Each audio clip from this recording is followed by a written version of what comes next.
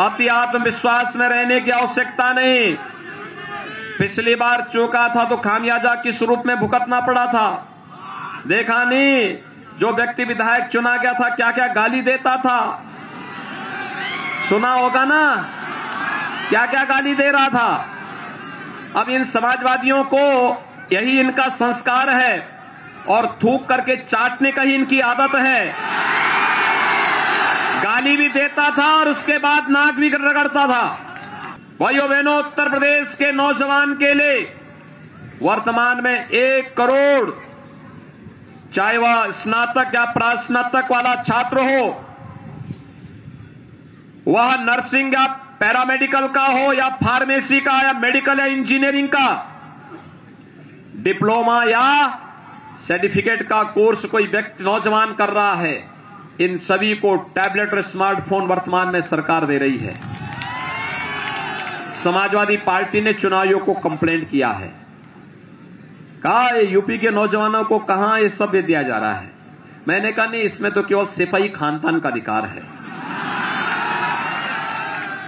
यानी उनको तो नारा ही यही है, एक ही नारा है कि सबका साथ और सिपाही खानदान का विकास। वो यही करते थे, यही तो करते थे, जीवन भर यही किया है।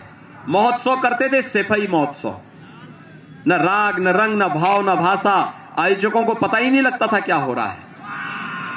आज जब हमें अवसर मिलता महोत्सव का, तो भाइयों बहनों, दीपोत्सव होता है, दीपावली कैसे मनाई जानी, अयोध्या की दीपावली दुनिया के सामने ब्रांड बनती है। रंगोत्सव होता है, बरसाना और वृंदावन की होली कैसे खेली जानी चाहिए, यह दुनिया के सामने उत्तर प्रदेश प्रस्तुत करता है। देवताओं की दीपावली कैसे होती है, देव दीपावली काशी की दुनिया के सामने होती है। भव्य कुंभ और दिव्य कुंभ कैसे होता है, ये प्रयागराज कुंभ दुनिया के सामने प्रस्तुत करता है। तो ये सिपाही खानदान जो लगातार हर एक बात पर अपना अधिकार जमा करके जबरदस्ती हड़पने की आदत डालता था ना, इस बार करहल के लोगों ने भी तय कर दिया है, सपा मुखिया की जमानत जब्त करेंगे। और भाइयों बहनों, मैंने तय किया है, इन्होंने चुनाव आयोग को कंप्लेंट किया है कि ये नौजवानों को टैबलेट और स्मार्टफोन क्यों बांटा जा रहा है। हमने तय किया है कि अभी तो 1 करोड़ नौजवानों को दिया जा रहा है, 10 मार्च के बाद अगले 5 वर्ष के अंदर 2 करोड़ नौजवानों को टैबलेट स्मार्टफोन देंगे।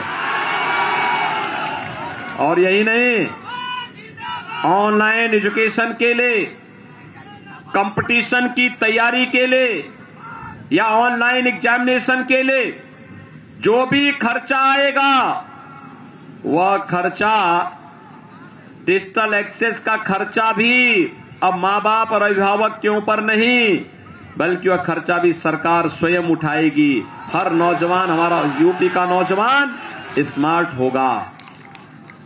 और उसके लिए मैं आपसे अपील करने के लिए आया हूं, जो हम लोगों ने गति की है, जो प्रगति की है, इस प्रगति से विपक्ष बौखलाया हुआ है, उसकी समझ में कुछ आ ही नहीं रहा है। मैंने समाजवादी पार्टी के एक नेता से पूछा, मैंने कहा भी आपने विकास कराया है? उसने कहा क्यों नहीं विकास कराया? कहा कहां विकास है आपका? विकास कहां? मैंने कहा एक्सप्रेसवे, मेडिकल कॉलेज, हाईवे, बिजली। कहा हम भी दे सकते थे, लेकिन हमारी समझ में नहीं आ रहा था कैसे देना है। तो मैंने कहा जब तुम समझोगे नहीं, 12 बजे सो के उठोगे, 12 बजे सो के उठोगे, 2 बजे तैयार होते होते 2 बज जाएंगे। बाद में कोई शिवपाल जी जैसा महाविद्वान आदमी जाके समझाएगा, और फिर उसके बाद रटी रटाई 2 बातों को कह करके फिर अपनी बात को आगे बढ़ाओगे, तो समझ में आएगा क्या? कुछ समझ में आएगा? नहीं आएगा। कहा हमने विकास कराया? मैंने कहा क्या कुछ तो एक जगह बता दो। उन्होंने कहा देखिए हमारा विकास हर जगह दिखाई देता है। मैंने कहा कहां? बिजली में नहीं है, सड़क में नहीं है, गरीब कल्याण के लिए नहीं है। कहां है तुम्हारा विकास, बताओ तो। कहा कि देखिए हमने हर गांव में कब्रिस्तान की बाउंड्री बनाई है। सपा का विकास क्या है? कब्रिस्तान की बाउंड्री। और भाइयों बहनों, इस सपा बसपा को बताने की आवश्यकता है। सपा बसपा को यही बताने की आवश्यकता है कि अगर कब्रिस्तान की बाउंड्री बनाए हो तो वोट भी वहीं से ले लो। ठीक है ना? सभी लोग सहमत है ना? और मैंने मुझसे पूछा आपने क्या करा है? मैंने कहा देखो हम जो योजना, कहा घुसने का पैसा कहां से आता है? मैंने कहा देखो नियत साफ हो तो पैसा भी आ जाता है, नियत साफ हो तो पैसा भी आता है। और उत्तर प्रदेश में किसी चीज की कमी नहीं है। अरे यहां तो भगवान बार बार जन्म लेते हैं। अयोध्या में राम जन्म लेते हैं, मथुरा में कृष्ण जन्म लेते हैं,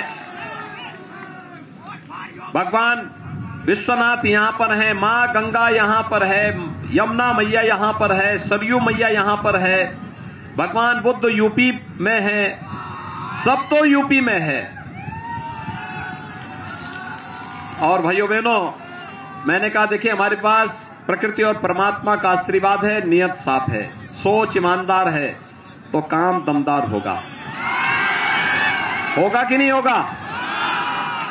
आपको दमदार और मजबूत सरकार चाहिए या दुमदार और मजबूर सरकार?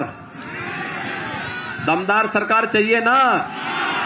तो दमदार सरकार के लिए भाइयों बहनों एक हाथ में विकास की छड़ी होगी और दूसरे हाथ में पेशेवर माफिया और अपराधियों के लिए बुलडोजर भी होगा। हमारा बुलडोजर एक्सप्रेस वे ही नहीं बनाता है, हमारा बुलडोजर माफिया के ऊपर चढ़ करके उसको जब रगड़ता है ना, तो जो गरीबों का पैसा उसने इकट्ठा करके आरसीसी की दीवारों में कैद किया होता है, ये पैसा निकलता है तो गरीब को राशन भी जाता है। ये पैसा निकलता है तो मेडिकल कॉलेज भी बन जाता है। ये पैसा निकलता है फ्री में टेस्ट, फ्री में उपचार, फ्री में वैक्सीन, फ्री में राशन, ये सभी फ्री में मिलने लगते हैं। और इसलिए भाइयों बहनों, सुल्तानपुर में 5 सीटें हैं, ये 5 पर भारतीय जनता पार्टी जीतेगी। दमदार सरकार तभी बनेगी जब 325 सीट पाएंगे। फिर एक बार 300 पार के लक्ष्य को प्राप्त करने में आप योगदान देंगे। पिछली बार इसोली चूका था। और भाइयों बहनों, अति आत्मविश्वास में रहने की आवश्यकता नहीं। पिछली बार चूका था तो खामियाजा किस रूप में भुगतना पड़ा था देखा नहीं? जो व्यक्ति विधायक चुना गया था क्या क्या गाली देता था, सुना होगा ना? क्या क्या गाली दे रहा था। अब इन समाजवादियों को यही इनका संस्कार है और थूक करके चाटने का ही इनकी आदत है। गाली भी देता था और उसके बाद नाक भी रगड़ता था। और मैं इसीलिए आपसे कहने के लिए आया हूं, पिछली बार चूके थे, इस बार चूकना मत। तैयार है ना? बजरंगी को जिता के भेजेंगे भारी वोटों से। दोनों हाथ ला करके मेरे साथ बोलेंगे, जहां तक आवाज जा रही है दोनों हाथ ला करके बोलेंगे, भारत माता की, भारत माता की, भारत माता की।